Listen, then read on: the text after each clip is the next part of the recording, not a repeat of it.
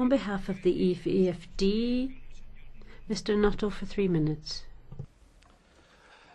Mr. President, Commissioner, this is essentially a commercial problem, and if action is needed, it is a situation crying out to be addressed by the private sector, acting in its own commercial interests under the law. But instead we get this report. It has all the hallmarks of everything which is worst about the EU and the Commission in particular, because it is going to be done using taxpayers' money. And I thought there was a crisis on. I thought we were living in a time of austerity necessitated by excessive government debt, but as ever the taxpayer will be required to provide money that she can ill afford.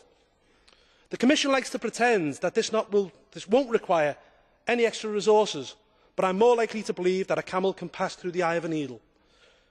We are creating and extending a bureaucracy, and bureaucracies always set out to justify themselves by showing both the massive scale of the problem and the need for more complex solutions.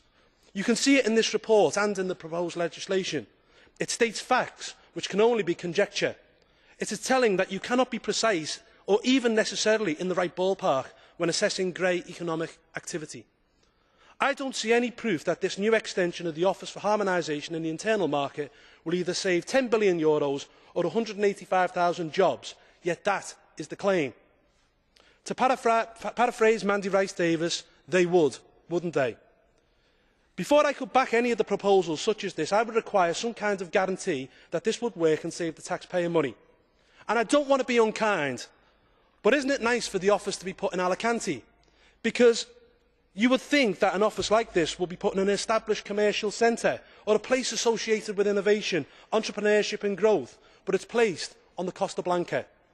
It reminds me of the famous song, "Oh, we do like to live beside the seaside, oh, we do like to live beside the sea." Because, come on, let's get real. We are once again seeing taxpayers' money being thrown at jobs for the boys' corporatism. Where is the evidence that this for European consumers and taxpayers, that they will be better off? That would be a real impact assessment, not the usual Commission approach of assuming what it seeks to prove. What we have here is the usual manifestation of the Commission's proposals, because it will be a wolf in sheep's clothing.